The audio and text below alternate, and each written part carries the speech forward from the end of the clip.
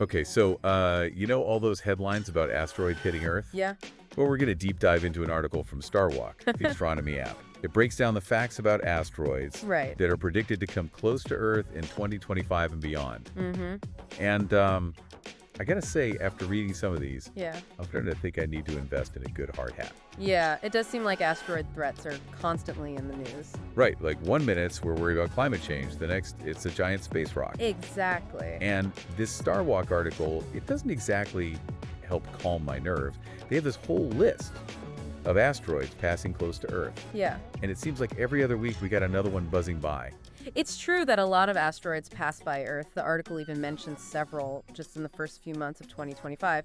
But here's the thing, size matters. Yeah. Most of these asteroids are pretty small, too small to cause any real damage. So we can hold off on building that underground bunker. For now, yes, the article does a good job of balancing the sensational headlines with the actual science. It's all about size and trajectory. Okay. Take 2012 PB20, for example. Okay. It's estimated to be somewhere between 30 and 60 meters in diameter. Okay, that's bigger than my car. It is, but it's going to pass by Earth at a safe distance of 3.5 lunar distances. Okay. So that's 3.5 times the distance between the Earth and the Moon. Okay. So while it's technically heading towards us, it's more like a very, very distant cosmic neighbor just waving hello. Okay, all right. That makes me feel a little bit better. But there's one asteroid in this article that really caught my eye.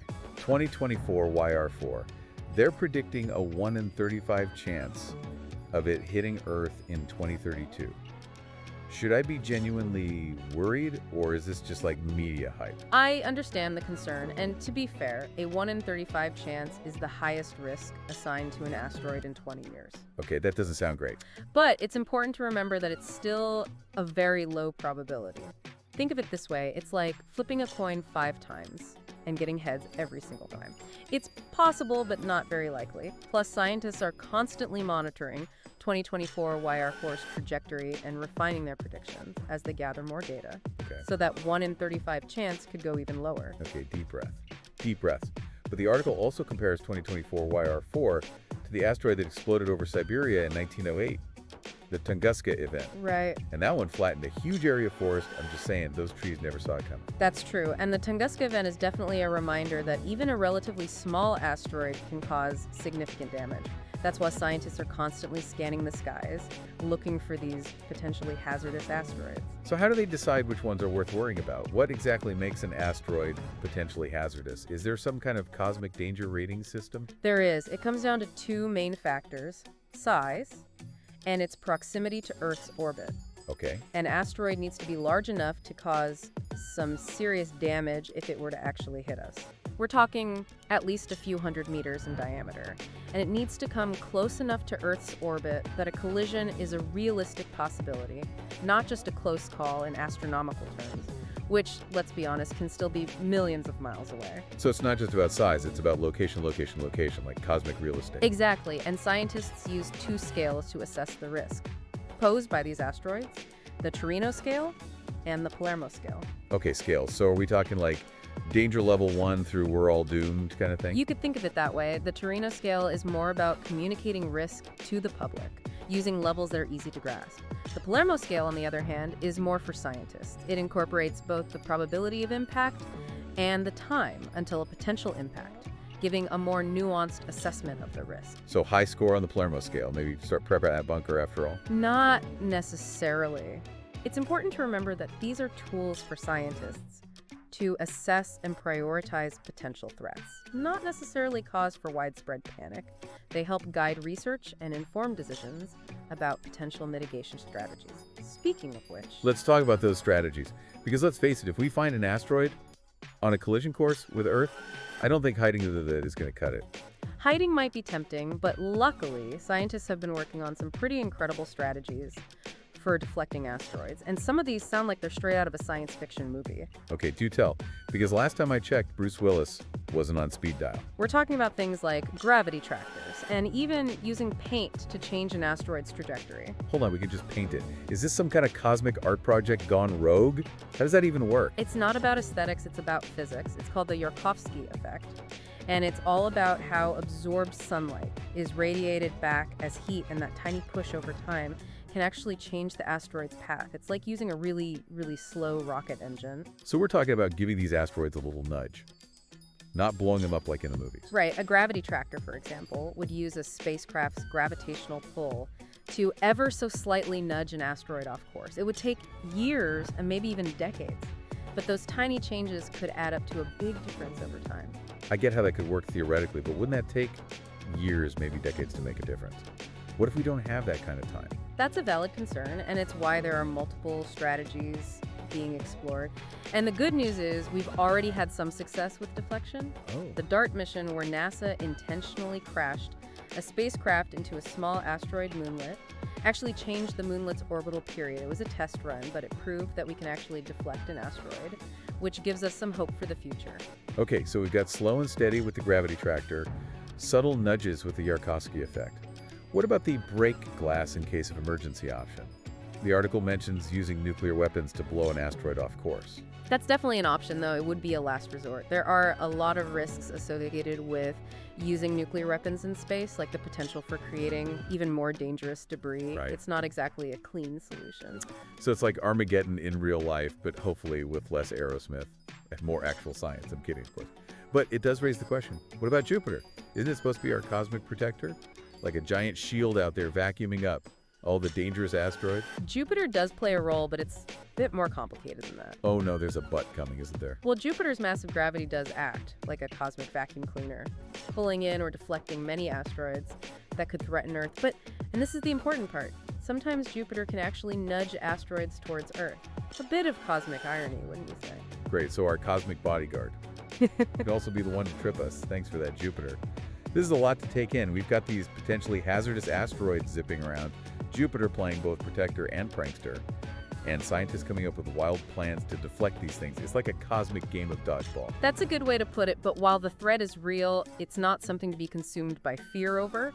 We have brilliant minds working on this problem, and we're making incredible strides in planetary defense. So maybe we can put those underground bunker plans on hold for now and focus on supporting the scientific efforts to keep us safe. Precisely, after all, knowledge is our best defense. And speaking of knowledge, there's a lot more to uncover about how we actually find these asteroids in the vastness of space. Okay, so we know there are these potentially hazardous asteroids out there, and we've even got some pretty cool strategies for dealing with them. But how do we even find these things in the first place? Are we just like staring at the sky, hoping to spot a rogue space rock? It's a bit more sophisticated than that, thankfully. We have these incredible astronomical surveys like ATLAS, Okay. the Catalina Sky Survey, and even a space-based telescope called NEOS, Wow. all working tirelessly to detect and track near-Earth objects, or NEOs. NEOS. It sounds very official. But how do these surveys actually work? Like, what are they looking for? Imagine we're playing a cosmic game of spot the difference. Okay. These surveys take repeated images of the sky and then compare them, Okay. looking for anything that has shifted position. Anything that moves differently from the background stars could be a potential NEO. So it's all about movement, kind of like those Where's Waldo books. But instead of a guy in a striped shirt, we're looking for potentially dangerous space rocks. That's a great analogy. And once they spot something moving, the real work begins. Scientists analyze the object's trajectory, size, and composition to determine if it poses any threat to Earth. Right. They use powerful telescopes and complex algorithms to refine those predictions over time. So it's a constant process of observation and analysis. And thank goodness for those scientists and their fancy algorithms, because honestly, looking for tiny moving objects in the vastness of space sounds like finding a needle in a cosmic haystack. It's definitely a challenging task, but a vital one. And the article mentions that we've already discovered over 90% of the really big, potentially catastrophic asteroids out there. Okay, that's reassuring. But what about the other 10%? And what about all those smaller asteroids that we haven't found yet? I mean, we've already talked about how even a relatively small one can cause some serious damage. That's true. There are still millions of smaller asteroids out there that we haven't found. But the fact that we've found most of the big ones is a huge accomplishment. It shows that our detection systems are working and we're getting better at finding these potential threats. So we're not just sitting ducks here hoping for the best. We're actively looking for these things and figuring out how to deal with them. That's good to know. Exactly, and the success of the DART mission proves that we're not just capable of finding these asteroids, but we're also capable of taking action to deflect them. It's a testament to human ingenuity and our determination to protect our planet. Which brings us back to those planetary defense strategies. We've talked about the gravity tractor, the Yarkovsky effect. But there's always the nuclear option, right? The one they pull out in all the disaster movies. It is an option, but a last resort. Using nuclear weapons in space carries a lot of risks, including the potential for creating even more dangerous debris. Yeah, It's not a solution we would turn to lightly. right. It's like trying to swat a fly with a sledgehammer. You might get the fly, but you're going to make a mess in the process. Exactly, but the fact that we're even having these discussions, that we're actively researching and developing these planetary defense strategies, shows how seriously we're taking this threat. It's pretty incredible to think that we're living in a time where we can actually have a conversation about deflecting asteroids. But this whole discussion has also made me realize something. It's not just about technology, it's about awareness.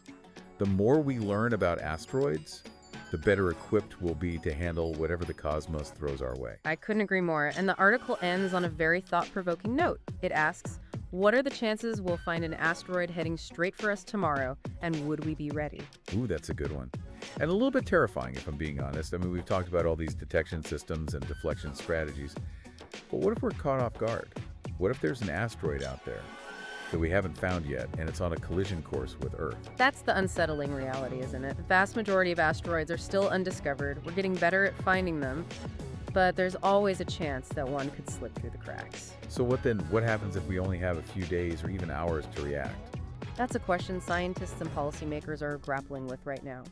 It would depend on the size and trajectory of the asteroid, of course, but options could include everything from evacuating the impact zone to a last-ditch attempt at deflection. It would be a race against time, for sure. It's a sobering thought. But I guess it also highlights how important international cooperation and global preparedness are.